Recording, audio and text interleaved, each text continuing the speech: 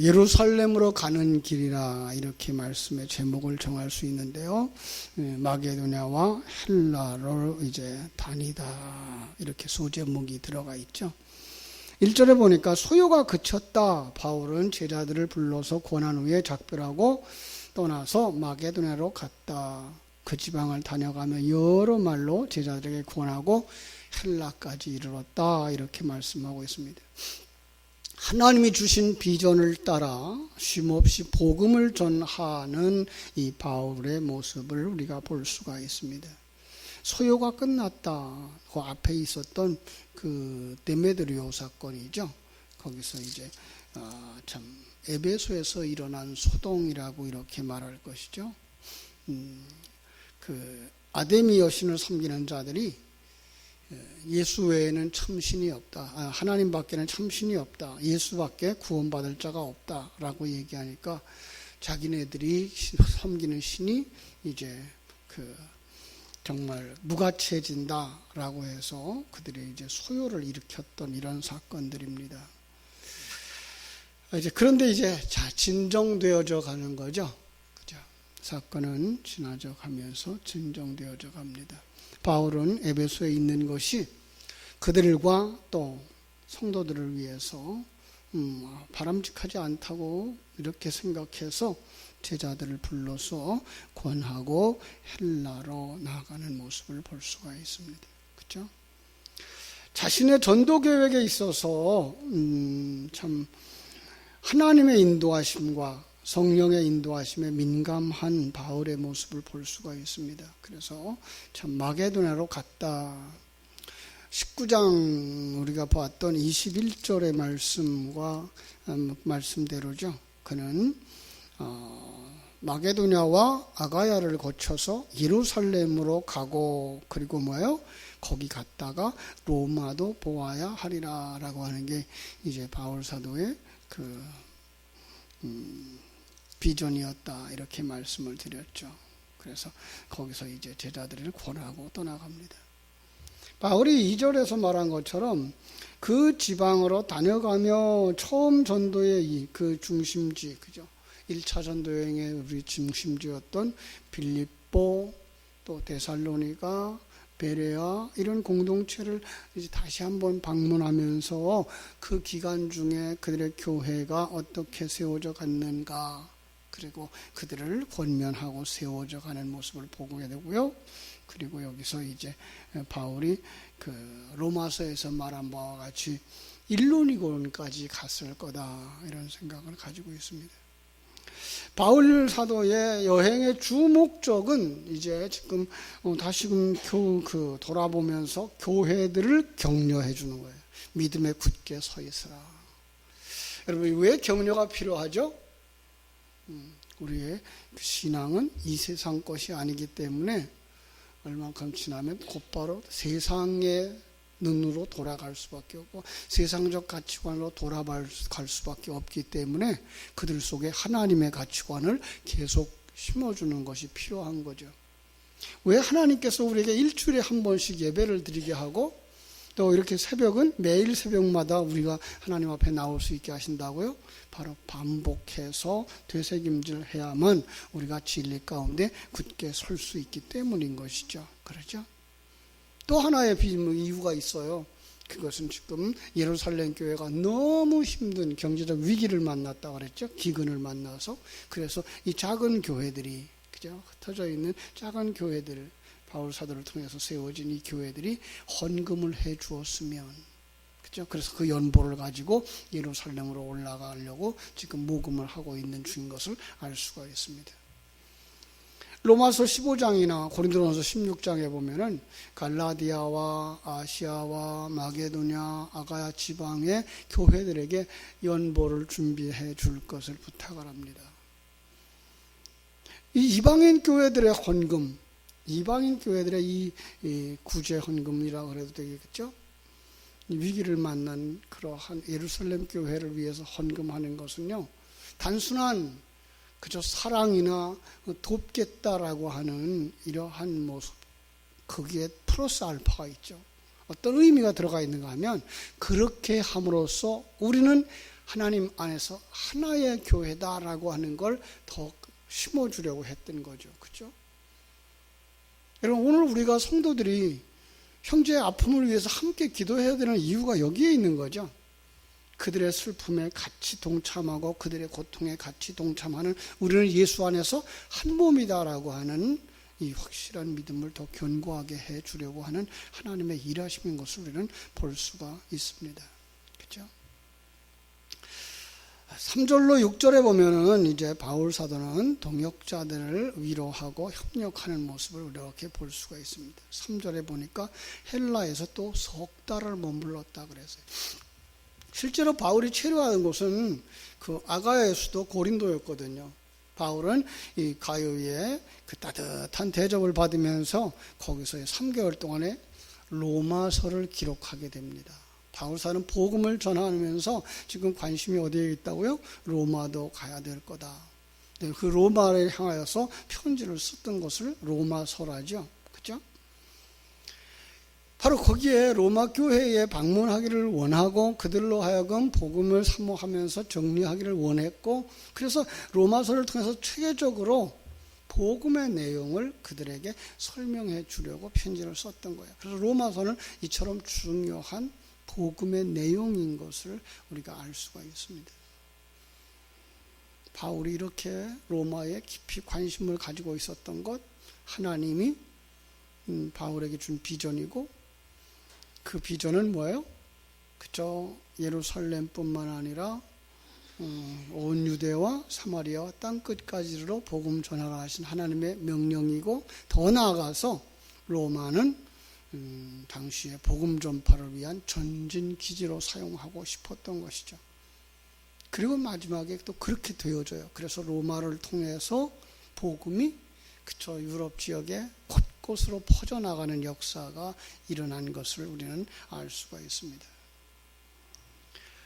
3절 하반절에 보니까 배 타고 수리아로 가고자 할 그때에 유대인들이 자기를 해하려고 공모함으로 마게도냐를 거쳐 돌아가기로 작정했다. 빨리 지금 예루살렘으로 가야 되겠죠. 그죠? 모금한 헌금을 가지고 가서 예루살렘 빨리 도와줘야 되겠죠. 아마 6월절 명절을 그 예루살렘으로 가서 보내기로 원하던 사람들이 탄 배였던 것 같아요. 그러니까 그들은 어떤 사람들이에요? 유대인들이 많았겠죠. 거기에 누구도 있어요?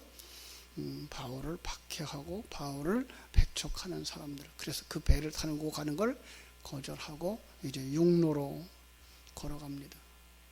상당히 오랜 시간 걸려요. 얼마 안 걸리면 예루살렘으로 갈 수 있는 그 배를 포기하고 그는 마게도냐를 거쳐서 돌아갑니다. 여기서 우리는 이런 생각을 해볼 수 있어요. 아니, 하나님이 지켜주신다며, 하나님이 인도하신다며, 그런데 왜 그런 그 믿음이 없었을까? 이렇게 얘기할 수 있어요. 아니에요. 하나님이 지켜주시고 보호하신다고 하는 것을 믿고서 무모하게 행동하는 것은 어리석은 것이고요. 하나님을 시험하는 거예요. 우리는 지혜롭게 행동할 필요가 있는 거죠. 그렇습니다. 오늘 우리의 삶, 그리고 삶의 모든 정황 속에서 우리는 하나님이 우리에게 주시는 성령의 역사를 따라 지혜롭게 행동할 필요가 있게 될 줄로 믿습니다. 그렇죠? 자, 이제 거기에 같이 가는 사람들의 모습을 볼까요? 4절에 보니까 아시아에까지 함께 가는 자는 베레아 사람 브로의 아들 소바더와 데살로니가 사람 아리스타고와 세군도와 더베 사람 가이오와 및 디모데와 아시아 사람 두기고와 드로비모라 7명이죠.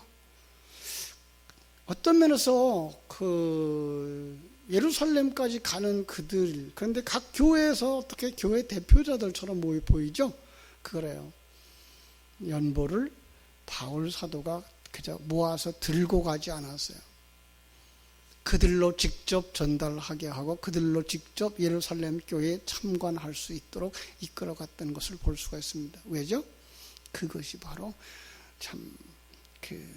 실제로 참여해야 되고 실제로 그 분위기 속에 들어가도록 이끌어가는 바울 사도의 하나의 방법이었던 거죠. 그렇습니다. 오늘날도 복음을 듣는 현장들은 여러 곳에 있어요. 라디오를 통해서도 들을 수 있고요. 텔레비전만 켜도 설교를, 여러 사람의 설교를 들을 수가 있어요. 그런데 왜 우리는 예배당에 와야 되죠? 예배당에 그 현장이 필요한 거죠. 성령의 역사하는 현장, 그죠? 그리고 거기에 집중할 수 있는 분위기. 예, 그렇습니다. 텔레비전 앞에서 무슨 성령의 역사를 기다리겠어요? 정말 다른 거 다 빼놓고 거기에 집중해서 예배를 드릴 수가 있던가요? 그렇지 않아요.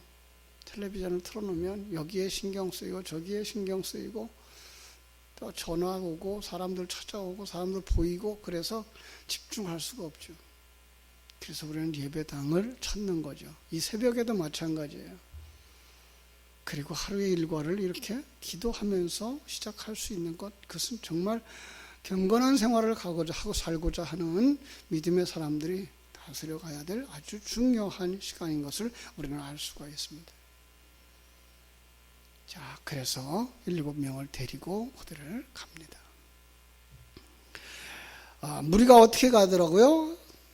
그 6절에 보니까 무교절 후에 빌립보에서 배로 떠나 닷새만에 드로아에 있는 그들에게로 가서 이레를 머물렀다. 그러면서 거기에 어떤 사건이 일어나고 있죠?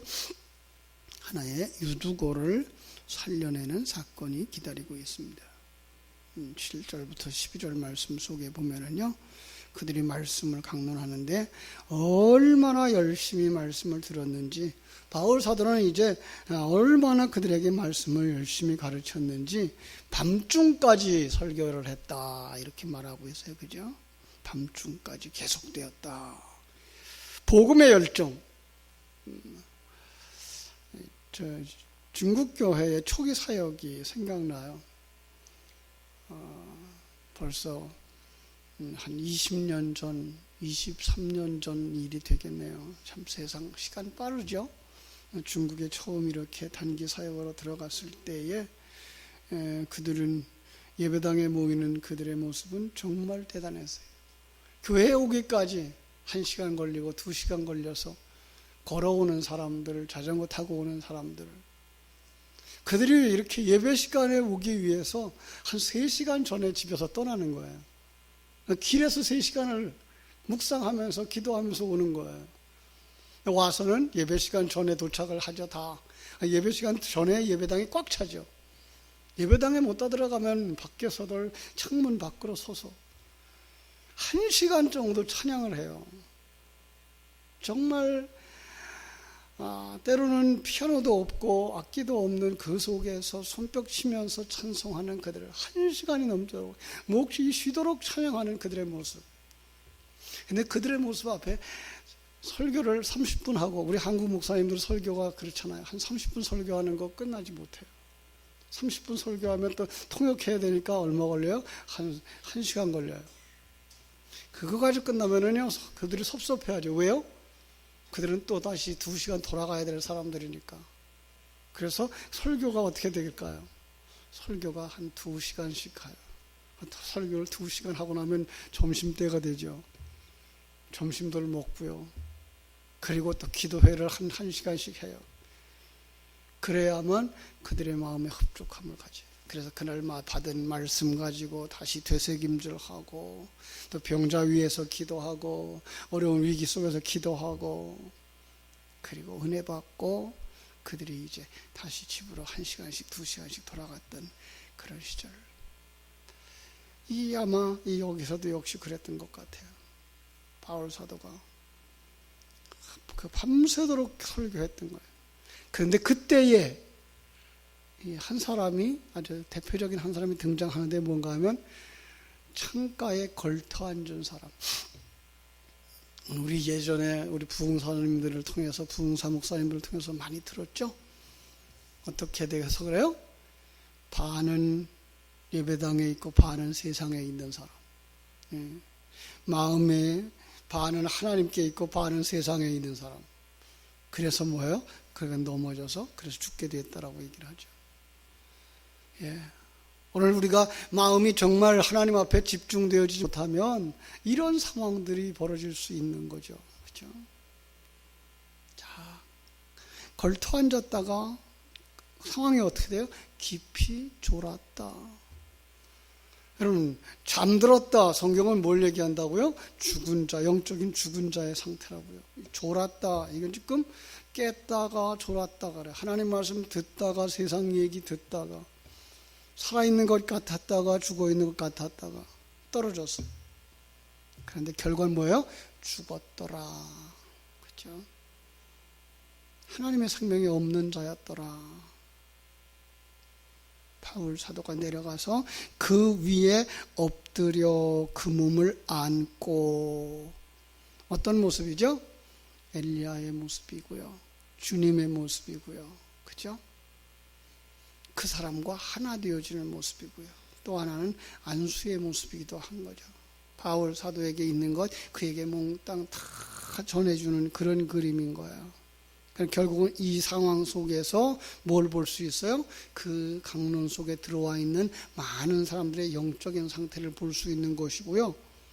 그들을 복음으로 깨우치는 사건을 볼 수가 있는 거죠. 바울 사도가 뭐라 그래요? 생명이 그에게 있다. 그죠? 그죠? 주님은 죽은 소녀에게 들어가서 뭐예요? 달리다쿰, 그러죠. 일어나라.